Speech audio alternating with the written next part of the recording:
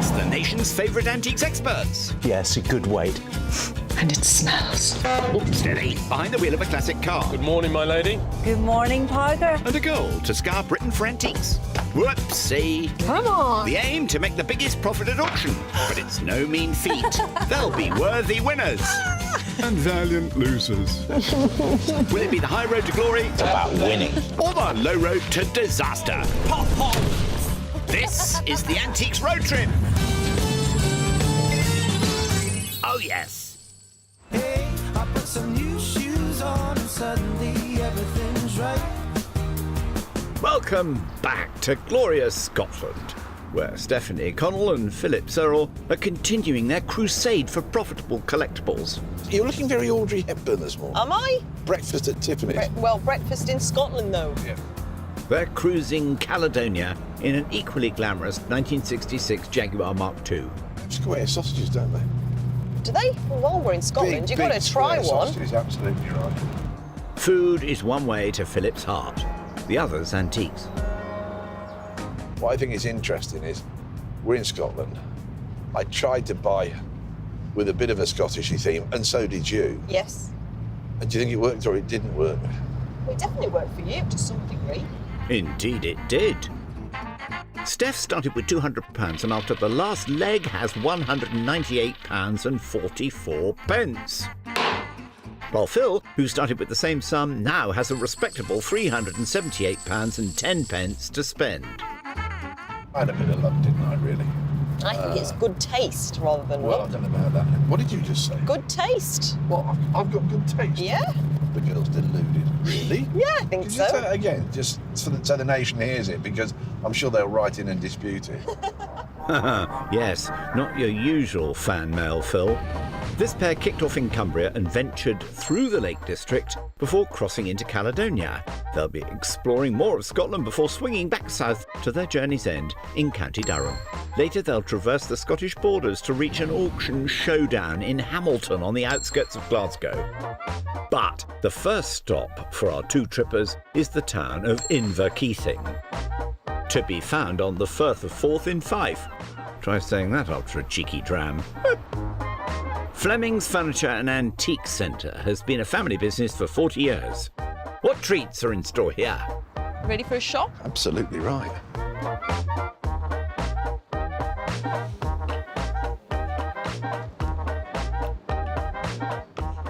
Hello? Hello? Yeah. No, I've told you before, please don't call me when I'm at work. Did he just hang up on me? Jolly rude. Cumbria Fire Service. Well, a Cumbrian lass likes a Cumbrian Fire Service helmet.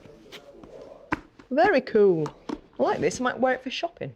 Are either of you taking this seriously? Chop chop, there are antiques to buy. I think these are lovely. This is a load of letters, correspondence. The Second World War, look at that date there. The 27th of August, 1941. And you're kind of holding someone's life here.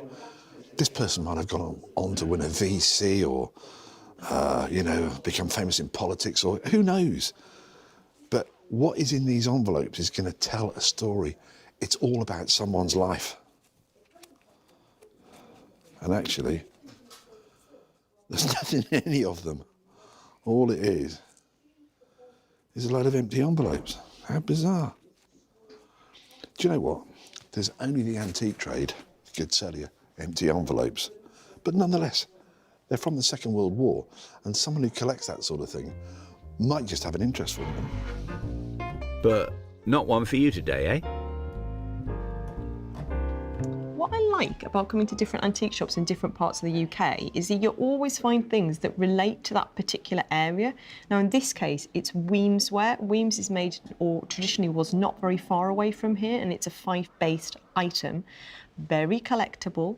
Well, often with these large roses and floral patterns on. Weems are famous for their cats, their pigs, their humorous pieces. Produced since the late 19th century. I really like Weems, very, very collectible, but because it's so collectible, often quite pricey. This piece here, for example, is $750. This one here is $280, so they're all out of my budget. But I really like it when you see something that's local, that's collectible, and that is really nice. Meanwhile, on the other side of the shop, Phil's found a cafe. Hi, how are you? Hi there, how are you? Now, I've heard all about Scottish Square sausages. You've got some? Yes, Can I have one? absolutely. How much are they? £1.95, please. 5p change. Thank Look at you. that. One last question that's really important. Yeah, Brown sauce or red sauce? always brown with a Lorne. Really? Yeah, Lawn. yeah, Lorne sausage. Okay, let's go for it then. That's fine. Brown sauce.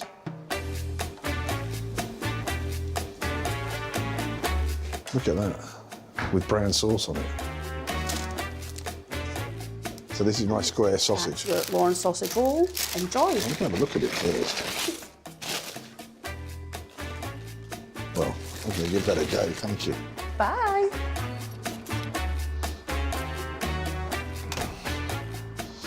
Well, I might not have got an antique, but I have got a square sausage. It's time to see what they taste like. They're really good. Actually, they're really good. I should have bought two. And off he goes. Easily distracted by sausages is our Phil, leaving Steph full reign of the menu of antiques. I thought I'd have a snoop somewhere where it's not really the antique centre, that's more the furniture part. And here we go. So what this is a very Art Nouveau style piece of glass. In the late 19th century, there was a fashion for the glass that had been recently discovered, ancient Roman glass, which had a sheen to it. So they kind of tried to replicate this effect with modern glass production at that time. The green is very typical colour for this iridescent glass, and the shape with this crackle, very decorative, very Art Nouveau. Has a little mark on the base there. It might be made by a company called Lertz. Lertz was one of the most prolific producers of European art glass in the 19th century. Not all of its products were marked, so it's not easy always to identify. So what's the ticket price? It is £15. So I think at £15, you probably can't go wrong. I'm going to buy it. Time to find Gail. Gail? Hello again. Hi. I've seen this. Okay. I found it on a shelf, and it is £15, and I would like to buy it if that's okay. No problem. Yeah? Deal done, and a cheap one at that. One shop down, a Lertz style bowl for Steph and a square sausage for Mr. Cyril. Speaking of Phil, he's come down the road to the Edinburgh College of Art to see how a centuries-old local craft continues today. Glassmaking began in Scotland in 1610, when King James VI granted the first patent. In the late 17th century, it was discovered that adding lead to glass made it exceptionally clear and allowed it to be cut with elaborate designs. This so-called crystal glass became synonymous with this part of Scotland. Like generations of cutters before him, cutter Danny Fair was part of the team responsible for making Edinburgh Crystal's world-renowned glassware. This is how we start making glass. This is a gather of glass. So the glass maker goes into the furnace, blows the bubble, and then he drops the bubble into a mould. When you became a cutter, that's a skill that's evolved through the years for you? Yes. When I was an apprentice, I became very adept at doing the cutting, and I used to make designs myself, and I became quite good actually. Thistle, which represented the flower of Scotland, was introduced in 1896 and became the most famous of Edinburgh Crystal's designs. Star of Edinburgh was also one of their best sellers. If they sent to the glasshouse and said they wanted to make these Star of Edinburgh goblets, it would take 20 minutes to make that. Is that all? Yep. Yeah. And how long did it take you to cut that? 5 minutes. You're joking. 5 minutes. Maybe 5 and a half. So how many of these would you make in a day or cut in a day? 30, 35, 40. Depends. If you walked into an auction room now, would you recognise your own work? No, but I could tell you if I didn't cut it. Because it wouldn't be as good as the work. Because there'd be some flaws in it. Really, that's true. I can believe that. I could tell. You're the man. By the late 20th century, Edinburgh Crystal was producing engraved wine glasses, bowls and decanters for prestigious clients like Harrods. So revered was the artistry of the glassmakers that in more recent times they were commissioned to blow and cut the crystal lamps for the Diamond Jubilee State Coach. So is that the cutting wheel? It is indeed. How does that cut glass then? The speed that it goes. Now, we are travelling at a speed something like 2,000 revolutions per minute. Now it's diamond, and diamond will cut anything. Yeah. So here we go. I'm going to put a cut there. Yeah. Through the first line. And then I'm going to put a side cut.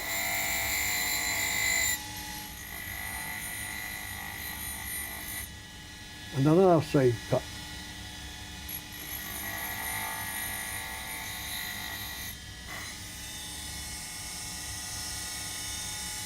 Am I going to have a go now? Right. I'm a bit nervous now. Don't be nervous. Press harder.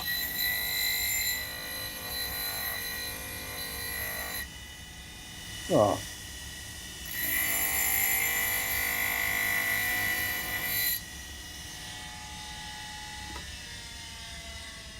Yours is really, really lovely. And mine, I mean, I just think that you can see there that I do have a future as a cutter. What do you think I get for that? 4.2, I think. 4.2. What, pence? Pennies. Oh yeah, thanks for that. I knew that was coming. Listen, you've been a star. You've taught me an old craft, and I've thoroughly enjoyed your company. Good. Sadly, fashions changed, and the Edinburgh Crystal Factory was forced to close in 2006. But Scotland's proud glass-making heritage is still reflected in its famous products found in homes and auction houses around the world, and the craft practised at the college today. Steph's also headed to the royal city of Edinburgh. I'm trying to find things that are a bit of a bargain to make some money on. Phil was very successful in the last auction and managed to buy some great things very cheaply. Well, he hasn't bought anything today. So I am trying to buy some things that I think there's a guaranteed profit in. She's a woman on a mission and pulling up alongside the Edinburgh Antique Centre. There's a smorgasbord of sellers at this emporium, and time to get stuck in. It's a heck of a rolling pin. Certainly is. Wow. Hi, how are you doing? Hello, you must be Campbell. Yes, Hi, nice to Steph. meet you. Nice to meet you, meet Steph. you. How are you doing? I'm all right. I'm having a look at this extra large wooden rolling pin. That's a heck of a rolling pin, It's isn't a it? beauty, but I actually think it's actually for holding scrolls. Oh, okay. That makes sense. It's quite a substantial piece. I like that. I'm going to think about that. Definitely have a think, and then you can just give me a shout when you're Yeah, in. I'll go and have a look around and then I'll Yeah, go and yeah, find you. no problem. Thanks so much. Like okay. that. So, the scroll holder that's not in fact a rolling pin is on the table. What else? An original World War II ink drawing of a town-class cruiser. Now, I like that straight away, and I think it's because it's World War II related, but it looks like an amateur drawing, I'm assuming, from a sailor on another boat, drawing a boat he can see or the vessel that he's on. Town-class cruisers were built in Great Britain and operated by the Royal Navy during World War II. So it isn't signed. I don't know who it's by. It looks to be a pen and ink drawing. I think at £30, I think that's something that I would consider buying just because it's nice, isn't it? It's really charming. It's another possible. Oh, that's nice as well. I like early photography and I like early cine cameras, and this is what this is. It'd be early 20th century with the original case, pretty much good to go. I like that. I wonder how much it is. Well, we all want to be in the movies, don't we? Q Campbell. Can I talk to you about this cine camera? Certainly. It's really nice. I like it. It's in good condition, isn't it? It's beautiful. And it'd be what, 20s, 30s? In and around that, yeah. How much is it? The best price I could do for you would be £50 on that. Okay. And that would be the best price. Okie doke. So there's 3 items that I'm interested in. I'm definitely interested in this. I've seen this, Perfect. which was up on the wall at 30, and I do like the scroll holder that we talked about before, the kind of rolling pin style scroll holder. Could you do a deal for all 3? We could probably do a deal around about £100. Oh, amazing. I'm going to shake your hand there. No problem. Amazing. That's quite a haul, Steph. The scroll holder came in at £30, the cruiser drawing 20, and the lovely cine camera £50. That leaves our girl with just over £80 left to spend tomorrow. Time for a confab in the country.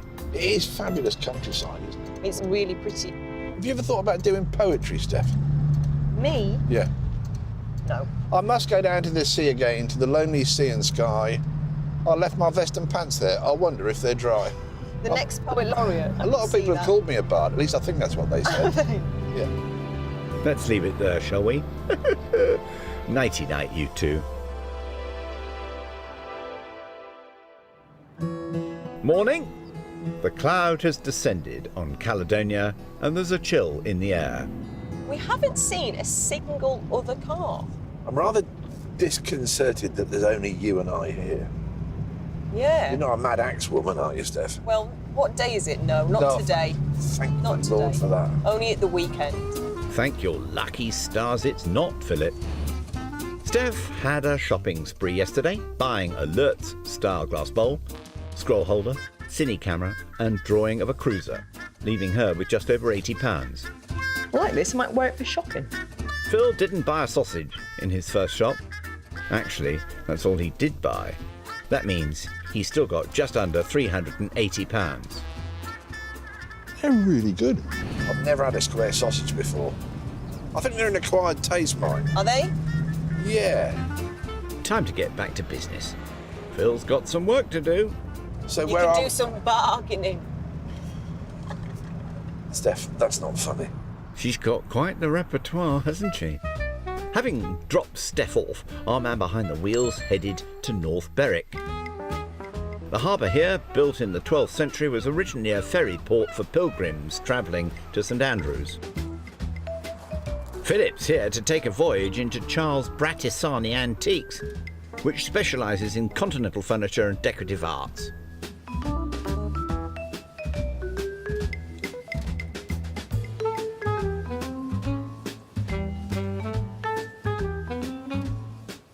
Those are quite cool things. They're salt glazed. When they're in the kiln, basically someone threw some salt in and you get this kind of glazed treacly finish here. I think originally a lot of them were used as strawberry planters, so you'd have strawberry plants growing out of these various truncated branches and they would cascade down the trunk of the body. You can tell they're not a pear because they're obviously different sizes. But what's key to these things is condition. If you look down here, this one appears to have half the bark taken off it, and I think that's just quite naturalistic. I think they're quite fun things. I'm going to bear those in mind. Ooh, lovely. Perhaps when I get to the counter, see if I can find something else and put a bit of a package together, but those are quite cool. You could do with a few finds in here, Philip. Anything else? What on earth is that? So it's Triumph. It's come from Leeds. What I love, that's just, it's like a waffle maker, isn't it? Whatever it is, it's a nice sturdy piece of British engineering. Where's the man in charge? Charles? Yes, Phil. What is that? It's actually for making chips. So it's not a Triumph chopper, it's a chipper. How'd you know that? I used to use one of those when I was 12 years old. Really? At school holidays, because my parents had a chip shop. Really? Yes. Well, how many spuds would you have to do in a day? An awful lot of spuds, yes. It was one at a time. One at a time? One at a time, yes, and you're going down like that and up, so you get a threepenny bag in these days. A threepenny bag? Yes. And the batter bits? See, we're giving our age away here, aren't we? Yeah, we won't go there. Charles, how much is that? £80. And are you averse to offers on things, Charles? I mean, I'm known for my generosity. I know that, Yeah, yeah. yes. I'll tell you- Make me an offer and then we'll decide. OK, well, what I'd like to... You know those two sort of tree trunks over there? Yes. What's the ticket price on those two? It's 150. I'd quite like to buy both of those and this Yes. at a price. Right. I'd like you to give me 130. Go on then. You're a gentleman, thank you very much. There's one thing though. I'm not going to carry those out to the car. Hooray! Mr. Searles finally made a deal thanks to kindly Charles. It's 40 for the potato chipper and 90 for the strawberry planters. That's cheap. Take care. Oh, well, you do too. And after that, it seems the seaside air has given our man renewed vigour. He's making another stop just around the corner at second time round. Today, there's no stopping him.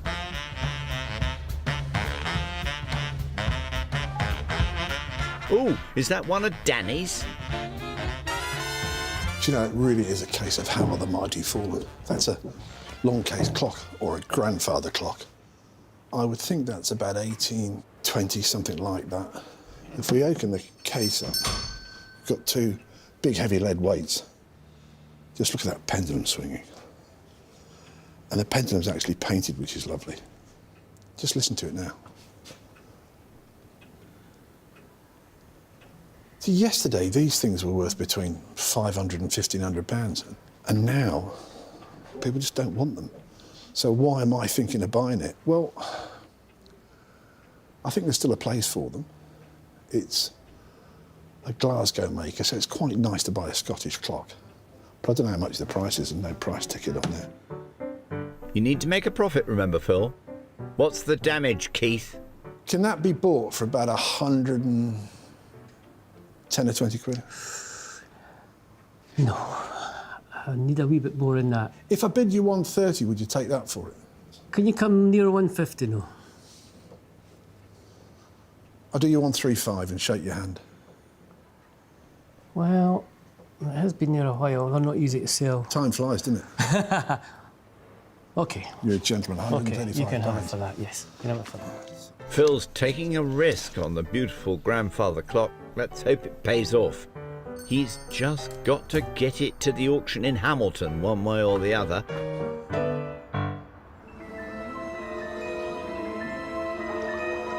With Phil playing catch-up, Steph's travelled an hour southwest to Biggar and to visit a special theatre to find out how the ancient art of puppetry endures today. What fun!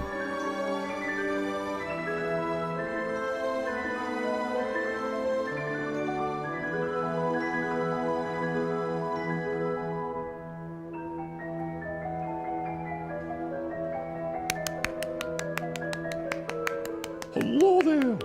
Yes. Hello there, Steph. Hello, Would you like Nessie. to come backstage? I would love to. Ian Purvis and his family have toured the globe as puppeteers for 40 years. Wow. Welcome to our special puppet museum. There are puppets here from all over the world. The history of puppetry, though, is ancient, isn't it? It is indeed. It goes right back to the cavemen and women because they discovered that they could make shadow puppets with their own hands, or at a later stage, they cut them out of leather. Over the centuries, puppetry has evolved into four forms: shadow, rod, glove, and marionette, or string puppets. Although today we know him as a glove puppet, Punch began life as a marionette in 16th century Italy. The strolling players in Italy, they didn't have any permanent theatre, but they wandered around with companies of actors and, of course, the costumes and portable backcloths and things, and they set up wherever they could, in a castle or sometimes in church buildings or in the town square. Punch made his first recorded appearance on these shores in London's Covent Garden in 1662. Later that year, he performed before King Charles II. By the 18th century, puppet theatre was at peak popularity, and Irish puppet master Martin Powell brought Punch to a sophisticated audience in elaborate theatre performances. By the Victorian era, many successful productions staged in London's West End theatres were reproduced in miniature, and toy theatres became a feature of family homes. Is this a marionette theatre? It is indeed. It's a marionette. That is a string puppet theatre, and we can show you how it works too. I'll just open the curtains. There we go. Oh, wow. This little theatre is an exact replica of the Victorian marionette theatres. Now, are we going to see somebody on the stage? Yes, there she is, a can-can dancer. Yes, the original of the can-can dancer.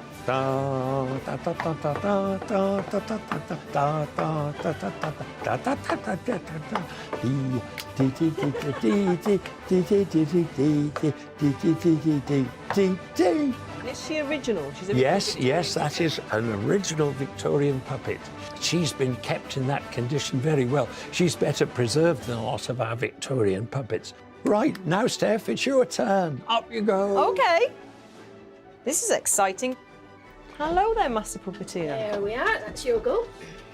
Right, OK. Thank you very much. Keep her toes just on the ground. Then you want to raise one leg, so you go on.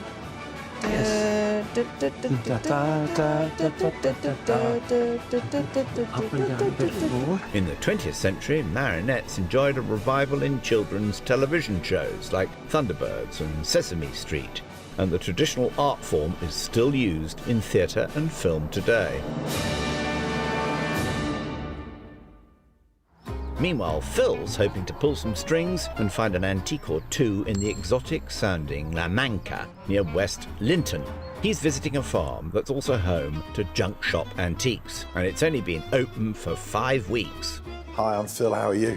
I'm fine, how are you? Yeah, good. You are? Becky. This is a very cool shop, isn't it? Thank you.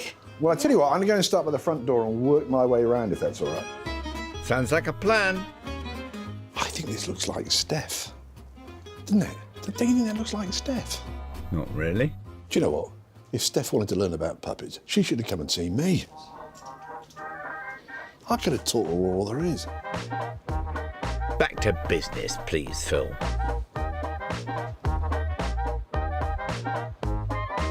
That's quite a cool thing, isn't it? I don't know how old it is. There's a bit of damage, look, but I think that's quite a cool thing. Do you know, this could be a first here. Phillips Herald is looking at textiles. It's not rusty. It hasn't got woodworm. It is slightly moth-eaten, though. Whilst he ponders that, let's catch up with Steph. She's headed back up to Edinburgh. This time, she's off to Courtyard Antiques, which specialises in militaria and boys' toys. She's got just over £80 in her kit bag. Attention! But will there be anything here to tempt entertainment memorabilia fan Steph? Now this I really like. It's obviously from a cinema or a theatre around about 1920s, 1930s. It looks like it hasn't been messed around with. It's in completely original condition. Now, at the minute, it's hugely fashionable to have furniture from cinemas, pieces from cinemas, because in the 1920s and 30s, cinema was where it was at. Huge investment on luxury interiors to make them the most glamorous places that you could go to see the icons of the silver screen. So when you get things like this, unfortunately, it's got little bits of condition problems, but you can see the quality and the style that would have gone into a cinema of that time. But I don't see a price. Is there a price? No, there's not one. So I will ask, but yeah, unless it's sort of 60 or 80 pounds, I'd probably leave it. But very, very nice.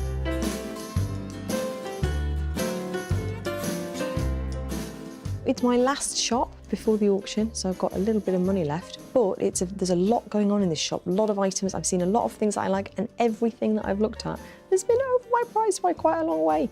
So I'm going to carry on looking, have a look upstairs. I haven't been up there yet, and see what's up there. You do that. I'm half an hour down the road. So this is poker work, a poker work chest, simply because it's done with a red hot poker. I'm not sure I like that. That's interesting, though. So you've got a chandelier that's very, very glitzy, isn't it? It's not all glass. Some of this is actually perspex, so it's probably not as fragile as it looks. And you've got the flex up there, which someone is going to need to cut and rewire it all so that it does conform to the relevant safety statutes. You know, I can see that being the finishing touch to someone's apartment, or perhaps a cafe or a wine bar.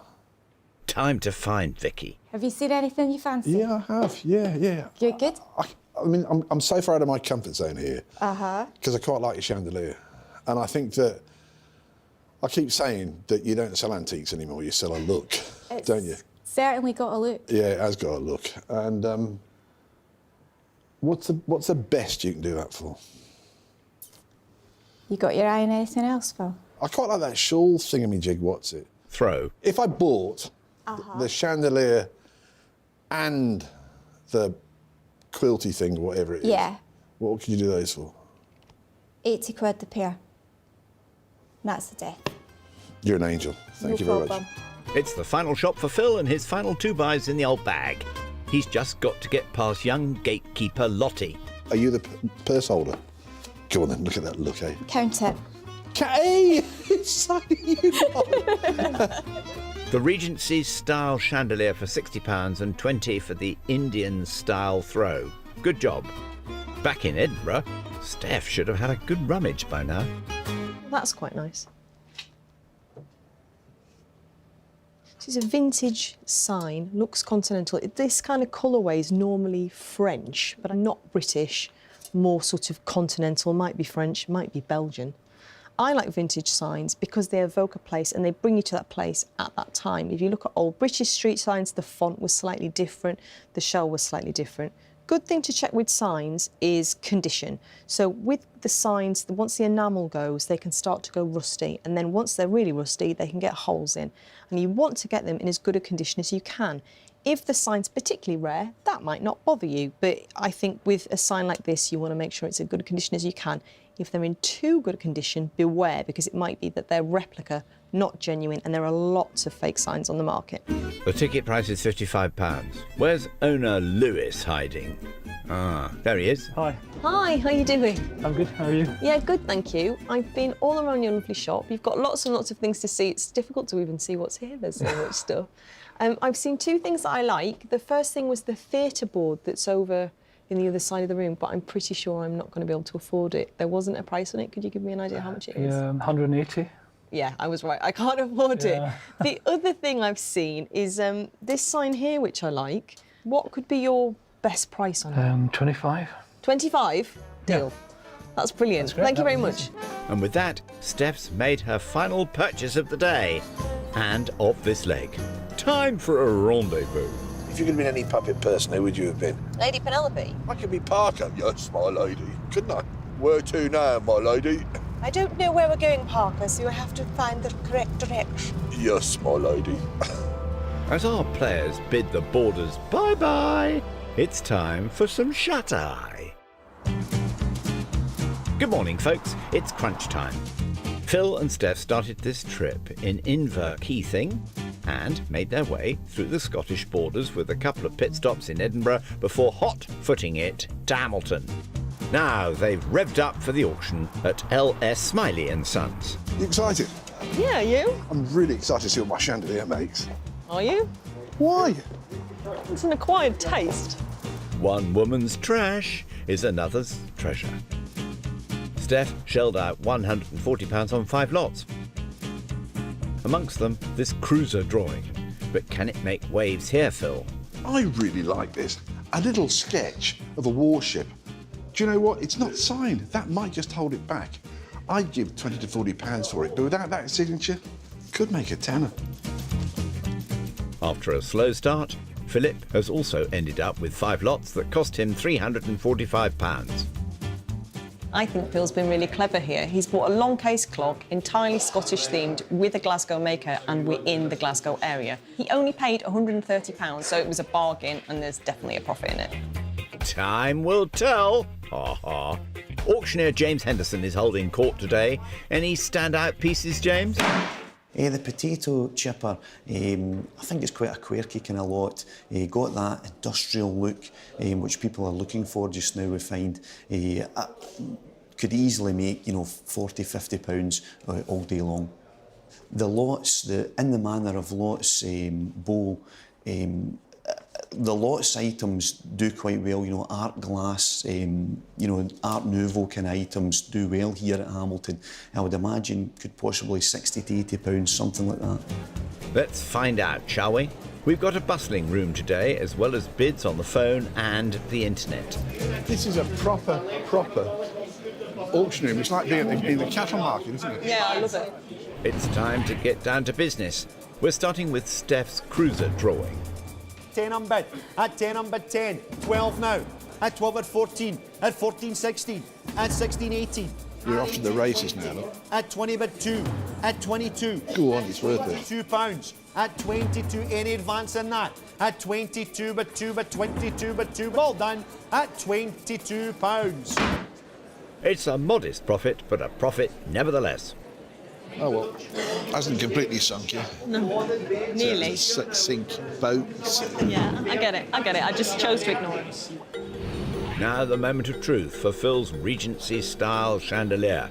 At £20, thank you, 20 on bid. At 22, 4. At 24, 6. At 26, 8. At 20. This is so unfair. Well, it's going still. 5 now. At 35, 40 now. At 40 bid. At £40. Ouch! Steph was right about that one. So I've just burnt about 25 quid there, haven't I? Yeah, but you know, you had plenty to burn, so it's all right. Now, any fans of classic cinema in the room? £30, 30 bid at 30, and 5, at 35, at 35, 40, at 40 bid 5, 50 now, at 50 bid 50, bid 50, all done, at £50. Maybe just a little too niche to really take off. Disappointed for you, really. Yeah, it washed its face.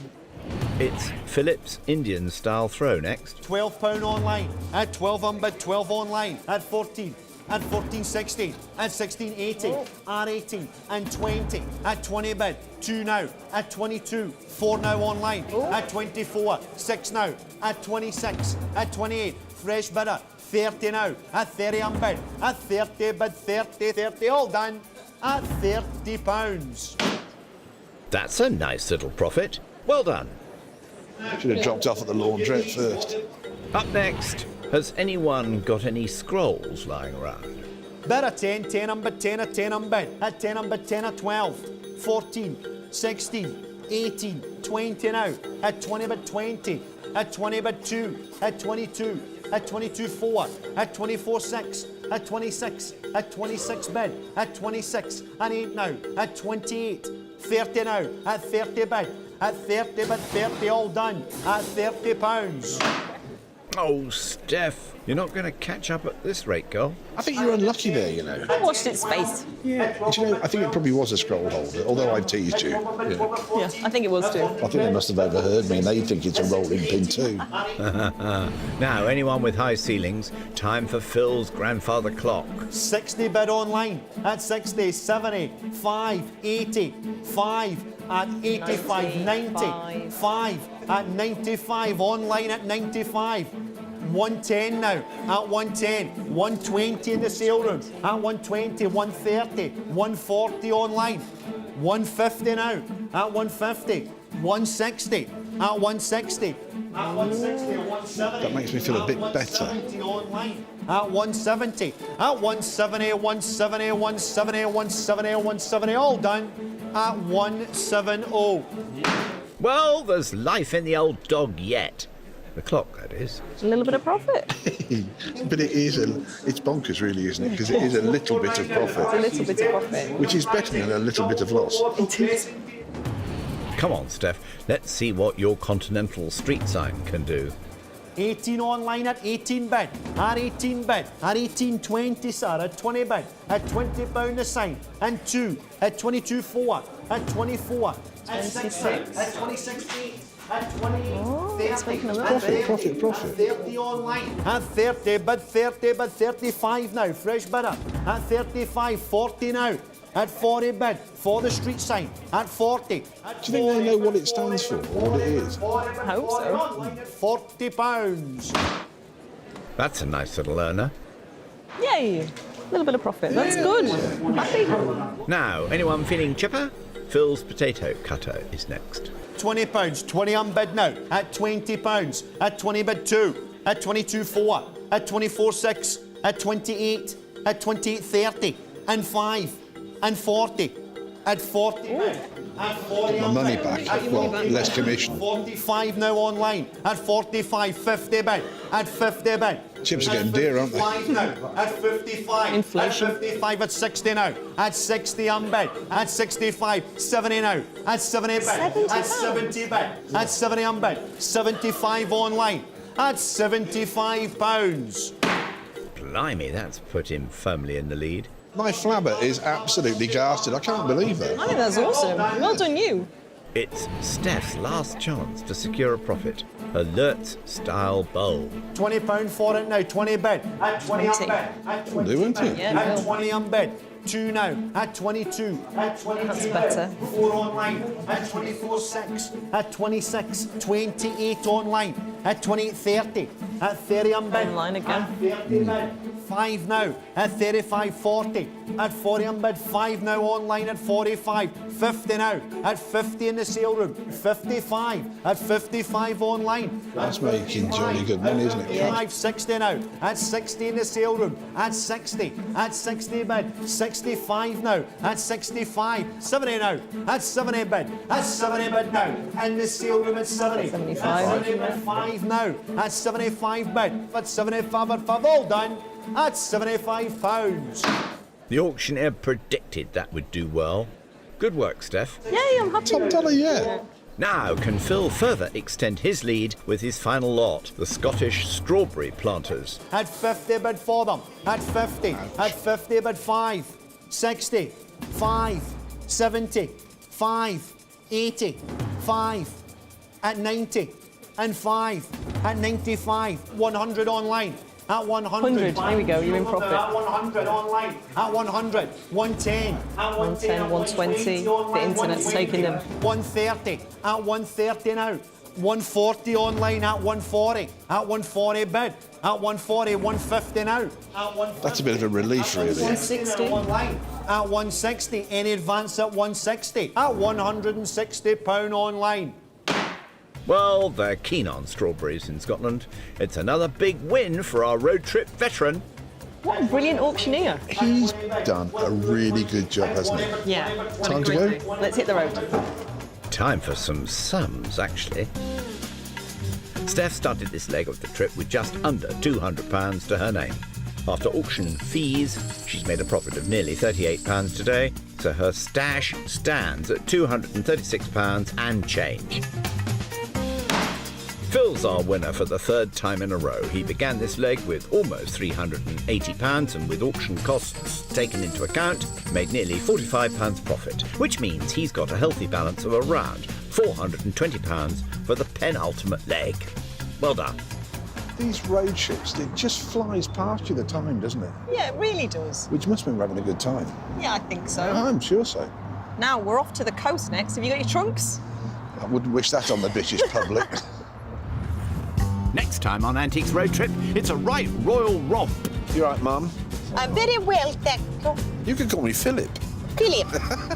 Steph's on the back foot. We're going to have to do something pretty amazing to catch the lead up. I think this is going to be a treasure hunt. This is about global domination. And Phil needs taking down a peg or two. I'm actually Captain Cyril. There's no justice, is there, in this world?